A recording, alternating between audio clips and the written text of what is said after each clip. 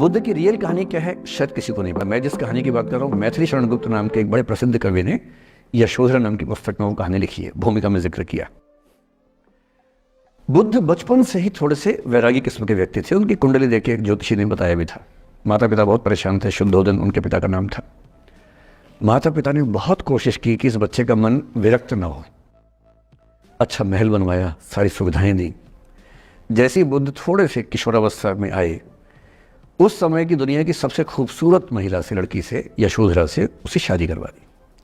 यशोधरा के पिता ने काफ़ी एग्जाम लिए बुद्ध जी के, वो सारे एग्जाम में पास हुए तब जाकर शादी हुई, ऐसे नहीं हुई। शादी हुई तो बुद्ध भी ठीक था, रमे रहे उस जीवन में। बेटा हुआ उनका राहुल। अब बुद्ध की विरक्ति का भाव बढ़ता जा रहा था। 29 साल की उम्र के आसपास ऐसा हुआ कि उन्होंने एक मृत व्यक्ति को देख लिया, एक बूढ़े को देखा, एक भिखारी को देखा, एक बीमार को देखा। विरक्त हो गए और उनका मन हुआ घर छोड़ दूं, ज्ञान की खोज में चला जाऊं। अब ज्ञान की खोज में जाएं, उनको पता है कि भाई मेरी पत्नी भी है, मेरा बेटा भी है, राज्य भी है, कैसे छोड़ दूं? छोड़ना जरूरी है। अंदर की आवाज है कि छोड़ो, तुम इस चीज के नहीं बने हो, तुम्हारा स्वधर्म कुछ और है। बाहर की जिम्मेदारी है कि छोड़ नहीं सकते।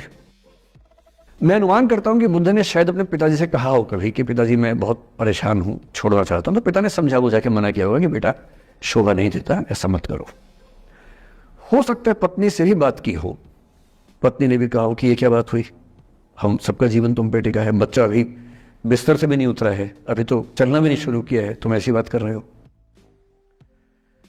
इसका जिक्र नहीं मिलता इतिहास में कि ये बात हुई कि नहीं हुई। और एक दिन बुद्ध ने तय किया और वो आधी रात को पत्नी और बेटे को सोता हुआ छोड़ के चले गए। इसको बौद्ध परंपरा में महाभिनिष्क्रमण कहते हैं, बुद्ध का अपने घर से निकल जाना। अब बुद्ध चले गए, लेकिन मैथिली शरण गुप्त यशोधरा के पर्सपेक्टिव से बुद्ध को देख रहे हैं। यशोधरा बहुत परेशान है, भाई पति चला गया है, बच्चे का पिता चला गया, मजाक थोड़ना है। राजा परेशान है कि उनका उत्तराधिकारी चला गया है। यशोधरा इतनी परेशान है, बहुत लंबे समय तक छंद आते रहते हैं कि वो कितनी बेचैन है, कितनी परेशान है। लेकिन यशोधरा की सबसे बड़ी परेशानी इस बात से नहीं कि बुद्ध चले गए, इस बात से है कि बिना बताए चले गए, भरोसा नहीं किया। और वो अपनी सहेली से कहती है, सिद्धि हेतु स्वामी गए, यह गौरव की बात। मुझे गर्व है कि मेरा पति इतने महान काम के लिए गया है। सिद्धि हेतु स्वामी गए, यह गौरव की बात, पर चोरी चोरी गए, यही बड़ा व्याघात। सखी वो मुझसे कहकर जाते, कह तो क्या वो मुझको अपनी पथ बाधा ही पाते, क्या मैं रास्ता रोकती उनका? उसके मन में ये मलाल है कि बिना बताए चले गए। वो इस भाव को लेट गो नहीं कर पा रही है, परेशान है। फिर बुद्ध को ज्ञान मिला। 6 साल की तपस्या के बाद बोधगया में बोधि वृक्ष के नीचे ज्ञान मिला। बात फैल गई। जो 5 शिष्य बुद्ध को छोड़ के भाग गए थे उनके बुरे वक्त में, उन्हीं 5 को बुद्ध ने सबसे पहले ज्ञान दिया सारनाथ में, जिसको धर्म चक्र प्रवर्तन कहते हैं। बुद्ध की ख्याति बढ़ने लगी।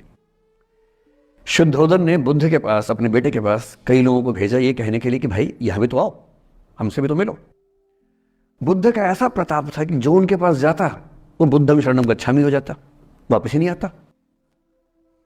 तो फिर शुद्धोदन ने बुद्ध के बचपन के एक दोस्त को ये कह के भेजा, भैया मैं जानता हूं तुम वापस नहीं आओगे, पर प्रभावित होने से पहले बोल देना कि पापा याद कर रहे थे। तो वो गया, उससे वायदा निभाया, हो तो गया, बुद्ध के संग में दीक्षित हो गया, पर वायदा निभा दिया। तो बुद्ध ने कहा जरूर जाऊंगा, पिताजी की आज्ञा तो जाऊंगा ही जाऊंगा। बुद्ध पहुंचे अपने कपिल वस्तु, जो अपना इलाका था, वहां पहुंचे। पूरे कपिल वस्तु में, नेपाल सिद्धार्थ नगर से नेपाल जाएंगे तो नेपाल बॉर्डर पे कपिल वस्तु है। मैं देखने गया था वो जगह जहां बुद्ध पैदा हुए थे, बड़ा सुंदर स्थान है, आप भी जाकर देखेंगे अभी। तो बुद्ध पहुंचे रात को, एक धर्मशाला में रुके। अब वहां हल्ला मच गया कि राजा का बेटा धर्मशाला में। बुद्ध ने कहा, भाई मैं देखो राजा का बेटा बन के नहीं आया हूं, मैं बुद्ध बन के आया हूं। सुबह उठ के भिक्षा मांगने लग गए उस इलाके में, अपने ही पिता के राज्य में। पिता ने सिर पीट लिया कि भाई क्या कर रहे हैं। फिर बुद्ध ने सूचना भिजवाई कि मैं बुद्ध हूं, बेटा हूं संयोग से, ठीक है मैं आ रहा हूं मिलने के लिए, पर मैं बुद्ध होके आया हूं, मेरी चर्या है, नियम है, मैं भिक्षा से ही जीवन जीता हूं। ठीक है, पिताजी ने कहा चल कोई बात नहीं। फिर बुद्ध गए पिता से मिलने, पिता से मिले, सबसे मिले, भरी सभा में। लेकिन यशोधरा नहीं आई मिलने के लिए, लेट गो नहीं कर पा रहे थे। उसके मन में दर्द था, छुप के क्यों गया, बता के जाता। बुद्ध ने पूछा पिता से कि यशोधरा कहाँ है, तो बोले कि वो कह रही है कि अगर बुद्ध मिलना चाहेंगे तो खुद ही मिलने आएंगे मुझसे, मैं क्यों जाऊंगी भाई, आत्मसम्मान भी तो कोई चीज है, मैं क्यों मिलने जाऊंगी। तो बुद्ध मिलने गए। सोचिए कमरे में यशोधरा बैठी है, राहुल साथ में। अब राहुल थोड़ा सा बड़ा हो गया है, 6-7 साल का है। बुद्ध गए हैं। अब आपके मन में आ रहा है कि बुद्ध वहां जाके बोलेंगे सॉरी मैंने गलत किया, I hurt you, I really feel sorry. बुद्ध है वो बुद्ध, वहां जाके क्या बोल रहे पता है, भिक्षाम देहि, भिक्षा दो। और यशोधरा कितनी महान महिला रही होगी, उसने अपने बेटे का हाथ बाप के हाथ में दे दिया। लेट गो का इससे महान उदाहरण दुनिया के इतिहास में नहीं है कि चलो आखिर तुमने आके झुक के कुछ मांगा तो सही। उसकी जितनी ईगो थी, अहंकार था, सब विगलित हो गया। और जो औरत परेशान थी कि मुझसे बिना बताया गया, उसने अपने बेटे को दे दिया कि इसको लेके जाओ, क्योंकि मैं जानती हूं कि तुम महान काम कर रहे हो, और तुम महान काम कर रहे हो तो मैं क्यों बीच में आऊंगी भाई। मेरा पति महान काम कर रहा है तो मुझे खुशी होनी चाहिए, और तुम्हारी उस खुशी में मैं क्यों पीछे हटूं। बस मुझे भरोसे में लेके जाते तो और खुश होती।